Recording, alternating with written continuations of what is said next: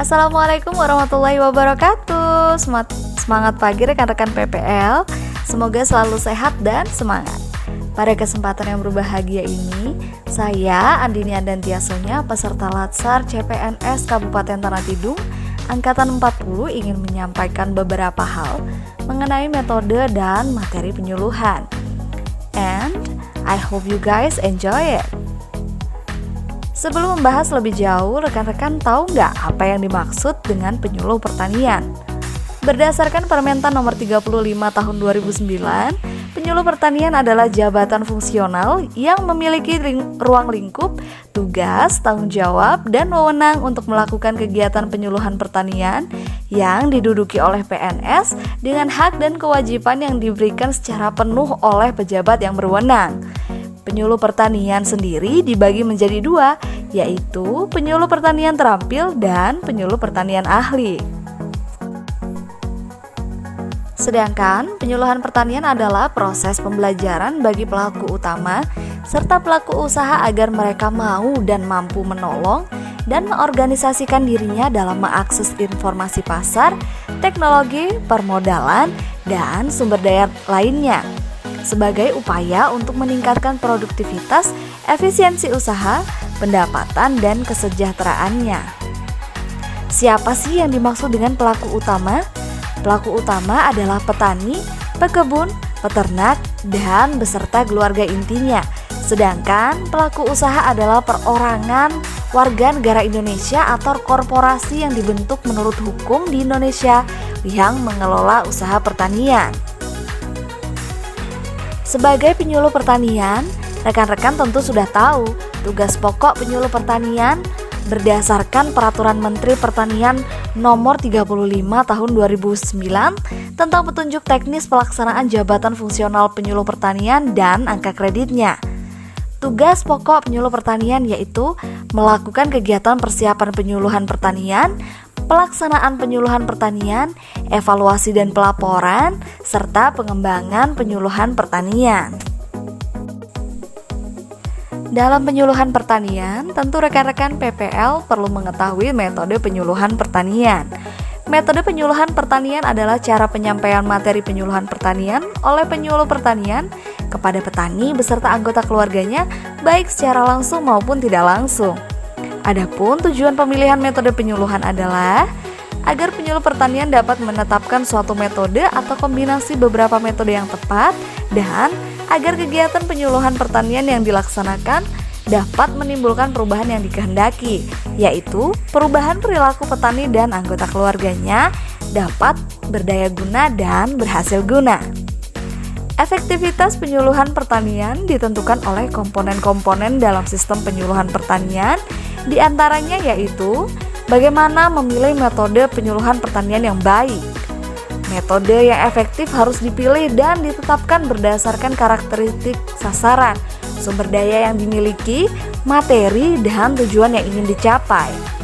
Dalam menerapkan metode penyuluhan pertanian terdapat kaidah-kaidah yang harus diikuti oleh penyuluh pertanian sehingga metode menjadi efektif. Berkaitan dengan itu, diperlukan kompetensi menerapkan metode penyuluhan pertanian. Dengan demikian, kegiatan penyuluhan pertanian yang dilaksanakan untuk menimbulkan perubahan yang dikehendaki. Penggolongan metode penyuluhan pertanian. Untuk mempermudah mempelajari jenis-jenis metode penyuluhan pertanian, dilakukan penggolongan antara lain. Yang pertama, penggolongan berdasarkan teknik komunikasi. Berdasarkan teknik komunikasi, metode penyuluhan pertanian digolongkan menjadi: yang pertama, komunikasi langsung atau direct communication atau face-to-face communication.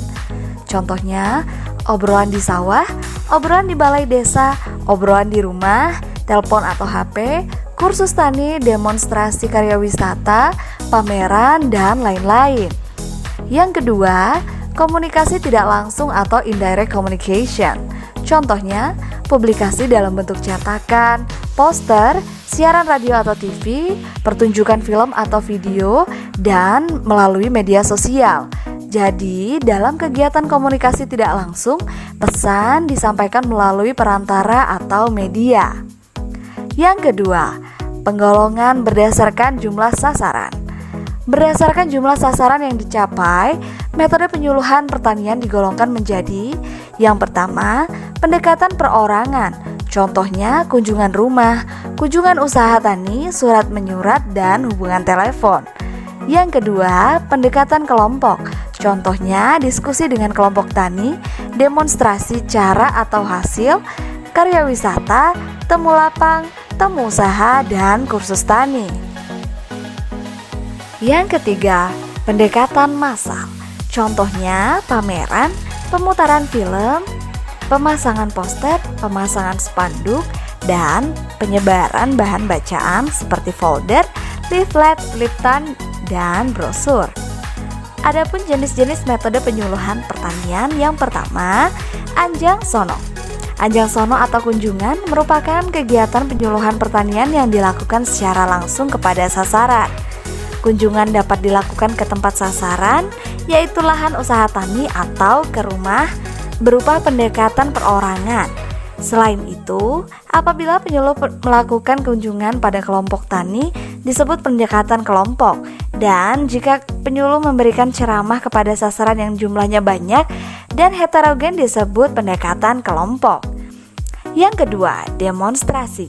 Demonstrasi merupakan metode penyuluhan pertanian yang dilakukan dengan cara peragaan.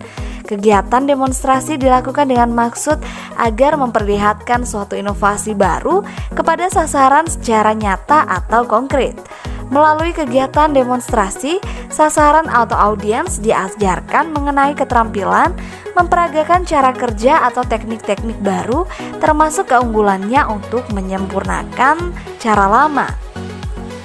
Dalam penyuluhan pertanian dikenal ada dua macam demonstrasi, yaitu demonstrasi cara dan demonstrasi hasil. Sedangkan menurut bentuknya dikenal ada 4 tingkatan demonstrasi, yaitu A. Demonstrasi plot atau demplot, demonstrasi usaha tani perorangan. Dengan penerapan teknologi pertanian pada usaha tani kecil dengan menggunakan komoditi tertentu atau tanaman pangan perkebunan, ternak, ikan, dan penghijauan. Luas lahan yang digunakan 0,1 hektar. Pembiayaannya berasal dari pemerintah atau pihak swasta yang bertujuan mempromosikan produk atau teknologinya. B. Demonstrasi farming atau dem farm. Demonstrasi usaha tani dengan penerapan teknologi pertanian pada usaha tani yang dilakukan secara kelompok. Luas lahan yang digunakan 1-5 hektar. C. Demonstrasi area atau dem area. Demonstrasi usaha tani gabungan kelompok dengan penerapan teknologi pertanian pada usaha tani yang dilakukan secara kerjasama antara kelompok dalam suatu gabungan kelompok. Luas lahan yang digunakan 25-100 hektar. Dem area ini merupakan pola dasar dari model intensifikasi khusus atau INSUS. D. Demonstrasi unit atau dem unit. Demonstrasi yang dilakukan antar gabungan kelompok tani dalam suatu hamparan wilayah kerja. Kegiatan utamanya meliputi produksi, pengolahan, penguasaan, dan pemasaran hasil pertanian menuju kepada pembangunan masyarakat pedesaan. Kemudian yang ketiga adalah pameran. Pameran merupakan metode penyuluhan pertanian dengan pendekatan massal. Sifat pengunjungnya heterogen, tidak terbatas hanya pada petani, tapi juga pada orang yang bukan petani. Dalam pameran akan dijumpai berbagai macam visual aid yang digunakan secara tunggal atau digabungkan. Tujuan pameran pertanian yaitu: yang pertama, memperhatikan fakta dan memberi informasi kepada pengunjung. B. Memperlihatkan suatu cara, misalnya cara mengetahui benih yang baik, cara memproses bibit dengan kultur jaringan. Memajukan usaha artinya mengajak para pengunjung untuk ikut melaksanakan atau mencontoh apa yang dilihatnya, dan memperkenalkan hasil-hasil usaha, memperlihatkan hasil yang dicapai dengan kuantitas dan kualitas yang baik. Yang keempat, pertemuan petani. Pertemuan petani dibagi menjadi beberapa. Yang pertama, temu bicara. Pertemuan dan dialog dua arah antara petani atau kontak tani dengan pejabat pemerintah dengan bahasan kebijakan pemerintah dalam pembangunan pertanian dan kehutanan serta ide-ide, gagasan, laporan, dan usulan petani kepada pemerintah. B. Temu bisnis atau temu usaha. Seperti halnya temu bicara, temu bisnis atau temu usaha adalah pertemuan antara petani dan kontak tani dengan para pengusaha, baik pengusaha agroindustri di segmen hulu, pengusaha benih, pupuk, obat, dan alsintan, maupun para pengusaha pengolahan produk dan pengusaha di segmen pemasaran. C. Temu karya atau temu hasil. Temu karya atau temu hasil adalah pertemuan antara petani atau kelompok tani dengan petani dan kelompok tani lain untuk saling tukar menukar informasi ihwal hasil karya masing-masing petani. D. Temu lapangan. Temu lapangan adalah pertemuan antara petani, nelayan, dengan peneliti untuk saling tukar-menukar informasi tentang teknologi yang dihasilkan oleh peneliti dan umpan balik dari petani. Kemudian yang kelima ada kursus tani.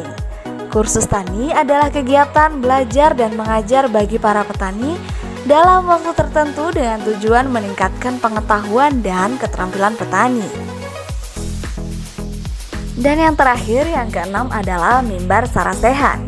Mimbar sarasehan merupakan forum konsultasi antara wakil para petani beserta keluarganya, KTNA, kontak tani nelayan andalan, dengan pihak pemerintah yang diselenggarakan secara periodik dan berkesinambungan untuk membicarakan permusyawaratan dan mencapai kesepakatan mengenai hal-hal menyangkut masalah-masalah pelaksanaan program pemerintah dan kegiatan petani nelayan dalam rangka pembangunan pertanian.